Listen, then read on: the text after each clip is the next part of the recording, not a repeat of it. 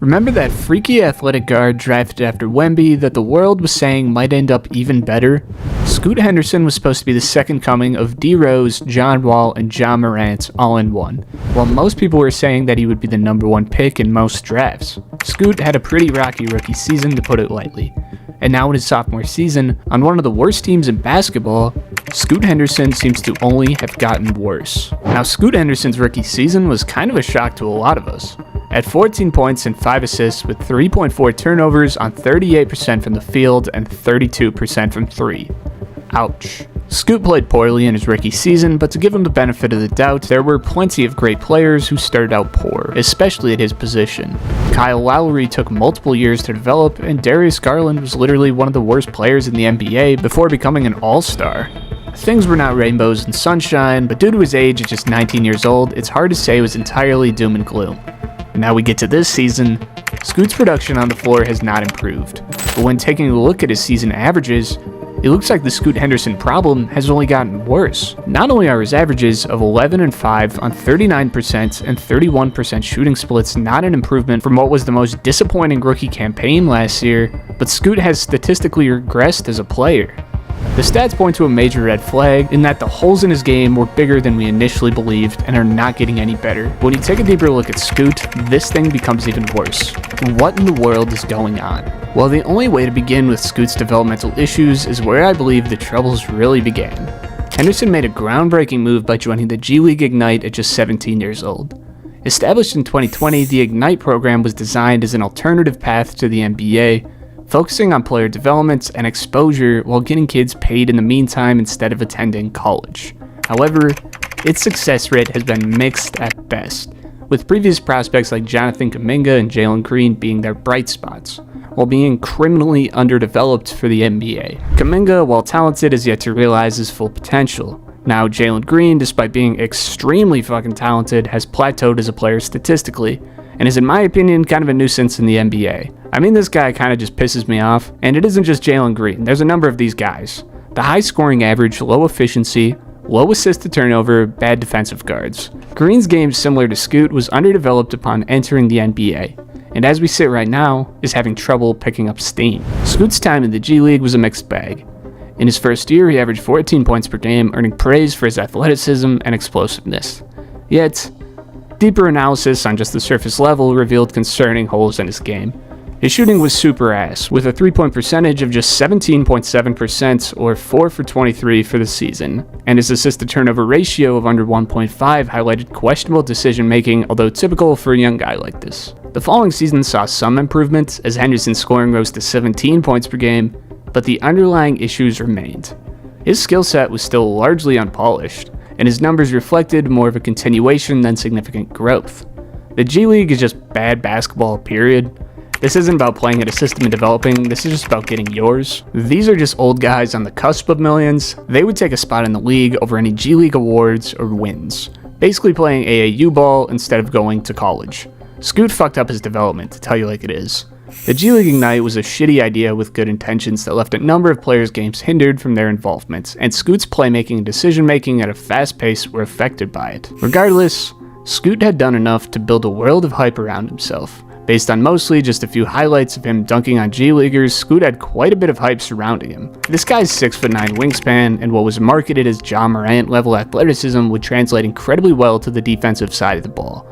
His finishing was assumed to be excellent, mostly based off the eye test from what I can gather, and his mid-range jump shot was around 50%, while his free throw percentage was around 75%, so it was assumed that he could at least be that kind of John Morant level 3-point shooter. Henderson entered the 2023 NBA draft as a top prospect, largely due to his physical gifts and flashes of potential. He was considered the second best prospect in the draft and a potential franchise cornerstone, with some even viewing him as a dark horse to emerge as the best player in the class. However, under the radar, questions about his readiness persisted, as his limited experience and the lack of a polished game, having balled out in adult AAU for 2 years, gave him some added risk.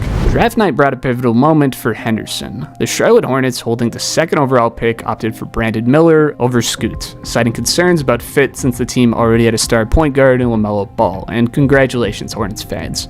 I know you guys really suck right now, but Brandon Miller was clearly the better pick than some weird LaMelo at shooting guard lineup. The decision left Scoot available for the Portland Trail Blazers, a team in transition after parting ways with longtime franchise player Damian Lillard. The Blazers saw Henderson as the perfect candidate to fill the void at point guard and handed him the keys to the offense from day one. The expectations were high, with many predicting he would make an immediate impact and even contend for the Rookie of the Year honors, while Wemby's minutes were more limited and Chet was playing off an injury. Unfortunately, Henderson's NBA debut was far from the dream start many envisioned. His first 2 quarters in the league were scoreless, setting the tone for a rough start to his rookie campaign. Over his first 5 games, he averaged just 8.8 points per game on an abysmal shooting split of 35% and 2 for 21 behind the arc. His assist-to-turnover ratio was a troubling 1-to-1, and he struggled defensively while racking up fouls. To make matters worse, he suffered a right ankle injury that sidelined him for several games. These struggles exposed significant gaps in his game and raised questions about the scouting process that had labeled him as NBA ready. Now, what was one of the most glaring issues has been Scoot's finishing ability, which was touted as a strength during his pre-draft evaluations. In the NBA, however, he has struggled to adapt to the increased size and athleticism of defenders, converting just 50 attempts at the rim, which has stayed consistent this year as well. This guy has really struggled against NBA rim protection, man. In his rookie season, it was clear that this guy was not the finisher that we thought it would be. And it isn't just a touch around the basket or skill around the rim, although that's a huge part of it. But this guy isn't as physically athletic as we literally thought he was. I think just a couple of poster dunks in the G League kind of tricked our dumbasses or something. I've never seen an act of mis-scouting like this in my lifetime. Scoot is really an undersized guard at 6'2" on a good day, whose game is mainly played under the rim. Now, there's good below-the-rim finishers that get the job done there, but that's not what we pictured Scoot Henderson to be. He was supposed to be catching bodies in the half or full court, he was supposed to be taking people off the dribble and getting to the line, he was supposed to be brute-forcing small forwards off of him with his buff-ass frame and his long arms, but in reality, this isn't the case at all. Now, Scoot's struggles with finishing were really tough, man, and it seems that mentally, this messed with the guy. I mean, he was trying whatever to get space going downhill, from hop steps to euros to going straight bully mode. I mean, his length doesn't seem to make up for height on the floor. He still feels small. And throughout his rookie season, he was settling for as many shots in floater range as at the basket, where he shot an impressively bad 31%. I mean, the finishing and athleticism is probably the worst issue with Scoot's game on its own. When taking into account that this guy is still a really turnover-prone guard who didn't develop properly in the G League, it gets even worse. Scoot was settling for loads of mid-range J's since he couldn't finish inside like he wanted to, where he shot a pretty okay 45%. But still, his decision-making on the floor at the point guard position really looked like that of an AAU player. I'm really not trying to rag on this guy's game too hard, but I mean, even on the defensive side of the ball, with those long buff-ass arms and bear paws for hands, this dude was kind of just average on a good day, while being a pretty poor system defender. Now, I know that I've basically just dumped on this kid's whole game, and I promise you that there is still some hope with this kid. But after his rookie season, this dude just flat out needs to be better. There wasn't many redeemable qualities about his game. Even Darius Garland, as I mentioned earlier, was ass in the early days of his career, but had life in other areas. Scoot doesn't yet put his talent to good use anywhere, and it hasn't resulted in any productive play whatsoever. Now, Scoot was so bad in his rookie year that they shut down the G League Ignite, so at least some good came from that.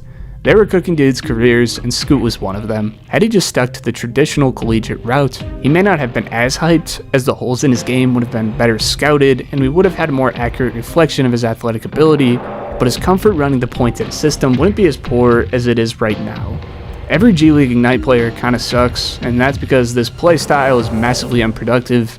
The best route is, and might always be, to go to college for American basketball players. After his rookie season, the Blazers, although they have the time to give Scoot, reduced his role this season, started 2 shooting guards in Shaedon Sharpe and Anthony Simons in front of Scoot, while diminishing his opportunities slightly.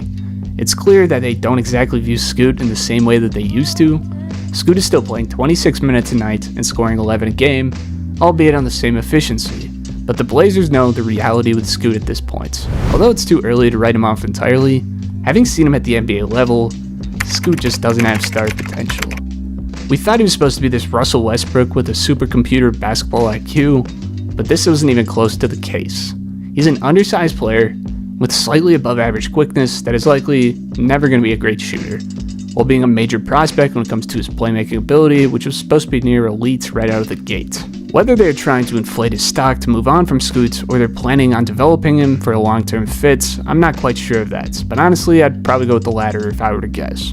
Because even with what we've seen so far, I think Scoot is going to figure something out at some point.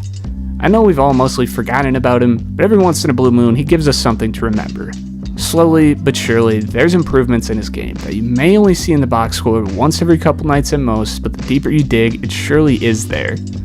Scoot seems to slowly be figuring out his role in the NBA, as with a lower usage rate, Scoot's shots are coming from the right spots on the floor at least. Scoot is settling less and beginning to learn to utilize that frame a bit more, going downhill and finding ways to at least get shots off at the baskets, and while the stats are yet to transfer, the eye test does show a bit of growing comfort when it comes to facilitating at the pace of NBA play. As we sit right now, there's certainly a lot more negatives with the Scoot Henderson campaign than positives, but hopefully at some point, Scoot can prove me and any other doubters wrong, because he still has time to do it.